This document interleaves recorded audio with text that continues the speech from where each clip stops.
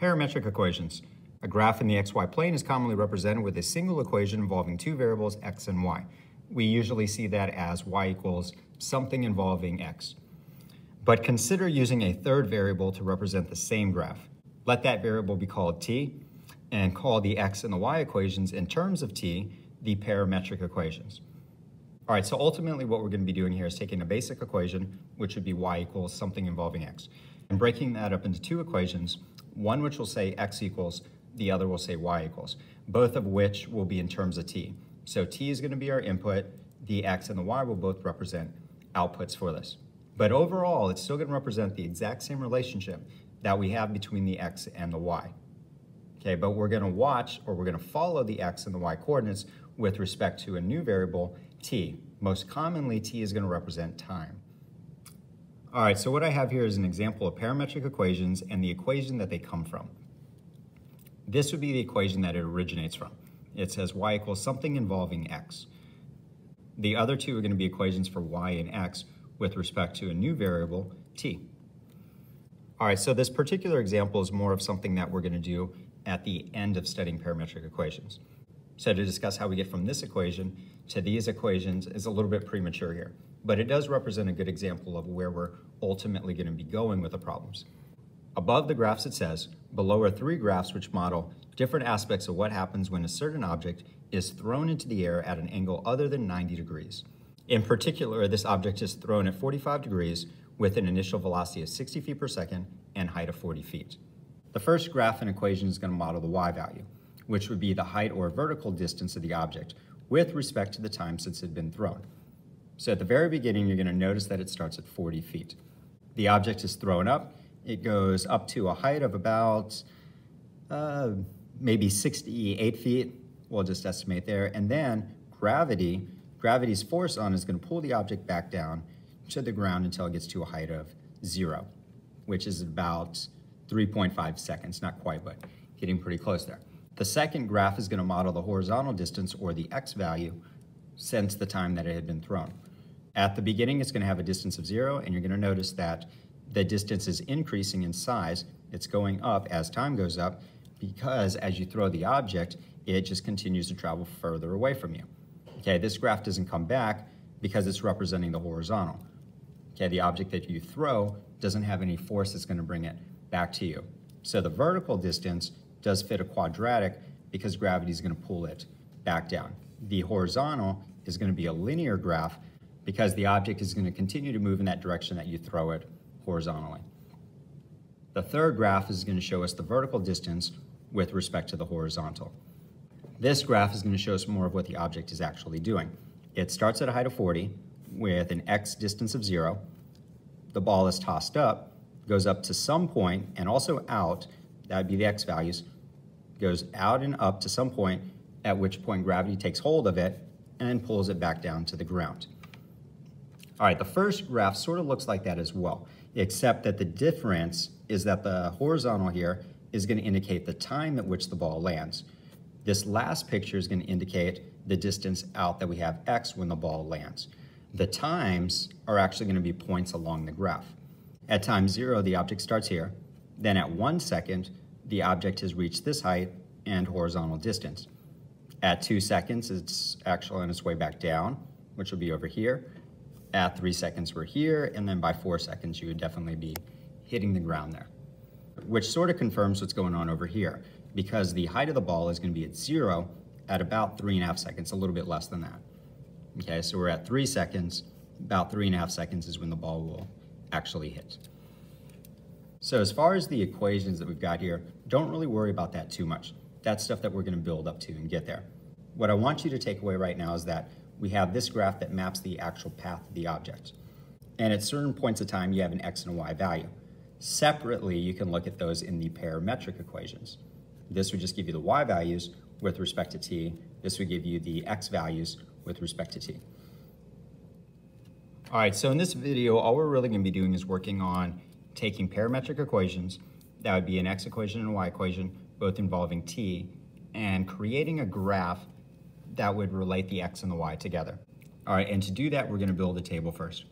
Okay, so I have selected t values, a certain domain that I wanted, which is going to be -5 to 0. and I'm going to take all those t values and I'm going to put them into the x and the y equations, which is going to create a table of values that we have. Once I have that table of values, I'll match up the x's and the y's to plot a picture of the graph that we're going to get. All right, to move things along a little bit faster, what I'm going to do is put the equations into the calculator. All right, so for my x equation, I've got 2 minus 3t. Okay, but when I type it in, I'm going to treat it as like a normal function that would be y's and x's. So it's going to say 2 minus 3x. It's our interpretation that the x's, the inputs here, will be the t values.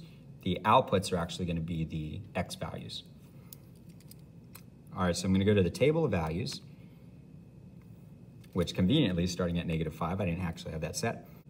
And these will be all the outputs that I'll get when I plug these numbers into that. For example, -5 times -3 is going to give me 15. 15 plus 2 gives me 17. Okay, so I'll just copy those over. We get 17, we get 14, we get 11, we get 8, and we get 5. All right, now likewise for the y values, I'll just take that out so it doesn't get confusing. We're going to have 5 plus x, which is the same thing as 5 plus t. All right, go back to the table. All right, so obviously if you plug a -5 here, you're going to get a 0. Okay, so that's that first one. The rest actually just count up. Okay, they just count up here. All right, you could check out this one here. You got -1, so 5 minus 1 is going to give you 4, which shows up here as well. All right, so given these coordinates, what we can do is we can plot those. Okay, so at 17, 0, we get a point here. 14, 1, at 11, 2, all right, we got 8 and 3. And you can probably already figure out what the graph is doing here, but we also got 5 and 4, which is going to give you that point, and that is going to be our complete graph, because we're only going to graph from -5 to 0 for t.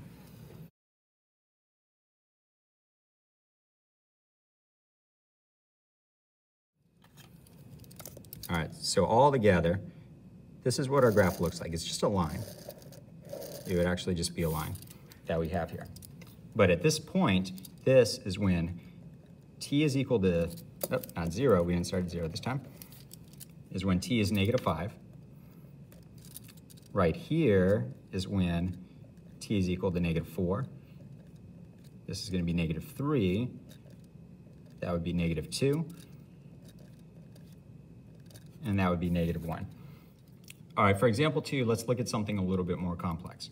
These will be our parametric equations that we have here. You're going to notice that x, in this case, is actually quadratic itself because you have a t squared.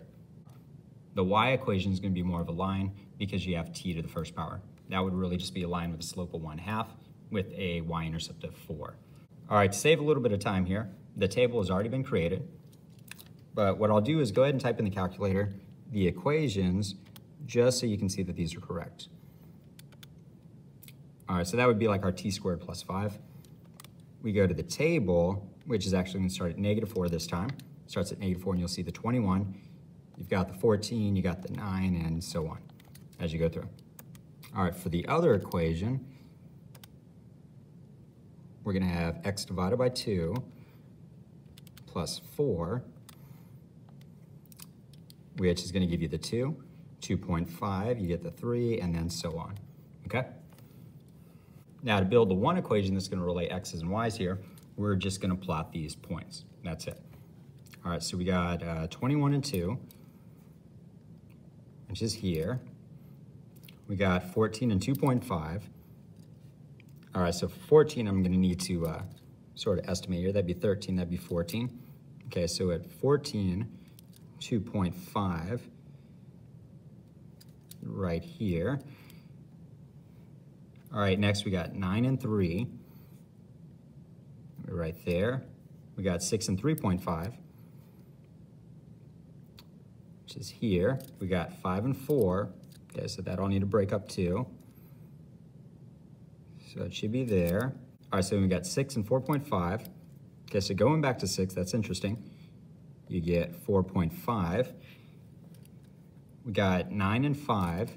So back at 9, but we're going to be up at a height of 5. Okay, you might actually start to see the shape here. We got 14 and 5.5, which is here. Last, we're going to have 21 and 6, which is here. All right, and then you may notice the graph that we have is actually a parabola.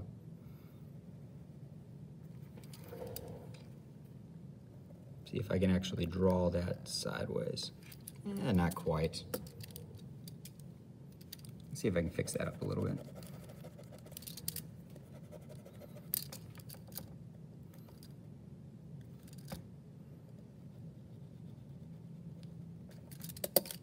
All right, that's a little bit better. All right, and it does have endpoints right here, at least, well, we didn't define it like off to the side as an inequality, but just using the values that we have got those endpoints. All right, so an interesting thing here is that you do get a quadratic, and that might make sense because you had x as a quadratic itself. But what's maybe more interesting about it is that this quadratic is going to be sideways. And if we looked at this as a typical function, like if we were given an equation for y equals something involving x, you couldn't actually graph something like this because it wouldn't fit as a function. It would not pass the vertical line test. But as parametric equations, you can actually create these shapes that are not actually functions. They still map things out, okay, they still map things out. At this point, that would be t equals -4. This is gonna be t equals -3, t equals -2, and so on as you go around. So you can still map things out and you get these graphs that might not actually be functions, at least as in y with respect to x. For example 3, I'd like to do things a little bit different. Instead of using the parametric equations to create a table of values, then plotting those points, what I want to do is show you that you can actually graph parametric equations within a calculator and see that XY graph all together. All right, so how would you graph that in the calculator? The first thing that you need to do is make sure that your calculator is set accordingly. Okay, the standard setup for the calculator, if I go to the mode here, the standard default in the calculator is to be set for functions. So I'm looking at the 5th line that I have here. Okay, next to that, you're gonna notice it says parametric. What we're gonna do is switch over to that. All right, and then when we switch over that, if we go to y equals, you're gonna notice that each of your graphs comes in pairs. You've got the x part, you've also got the y part. All right, so for x, I'm gonna type in 2 cosine and then t. What's interesting about this is that when you press the x button, you do get a t, you get a capital T. By the way, you're gonna notice that I have my calculator set for radians. That's gonna make sense when you see the overall graph that we get at the end of this. All right, so for the y equation, I'm gonna type in 2 sine t. Okay, and then what I'm gonna do here, instead of just hitting graph, is go to the window and make sure that I have things set up appropriately for the type of graph that I'm gonna end up with. Okay, so I'm gonna go to the window. The t minimum, I'm gonna set at 0. So for this, my starting time is gonna be at 0. My max time, you might recognize as 2 pi. I'll go ahead and type it in so you can see it change, but that would be 2 pi. And again, that's gonna relate to the idea that I'm using radians, and it's gonna make sense once you see the actual picture that we create here. All right, for the step, we don't worry about that. The x minimum and x maximum, those I'm gonna set to -2 and 2. Same thing for the y's, which is already how I got my graph set up over here. Okay, so everything should be set, and when I press enter, we're gonna get an image. However, when I do graph this, because the screen of my calculator is a rectangle and not a square, when that is actually projected up on the calculator, it's gonna be stretched horizontally because you've got more direction left and right than you have actually up and down. So that means that our picture is gonna either look stretched horizontally or compressed vertically when we do this. All right, but here's what the picture looks like. You get that shape, which on our screen is gonna look like an ellipse, right? But it's actually being squished because your x-axis is being stretched out further than your y-axis. All right, so if I go to zoom and I choose 5 to square it off, you get the actual picture that we should get, which is a circle with a radius of 2 units. All right, so the graph appears to be a circle with a radius of 2. And of course, if you go back and you look at the equation, at least the 2 part's going to make sense because both of these had a 2 on there. It did give you a radius of 2. All right, let's go ahead and create a picture just to have there. And for this, I'm going to use a compass. Okay, so I'm going to center my compass at the origin, measure out to 2. It's never really turned out exactly right, but see if I can get close. Looks like it'll match.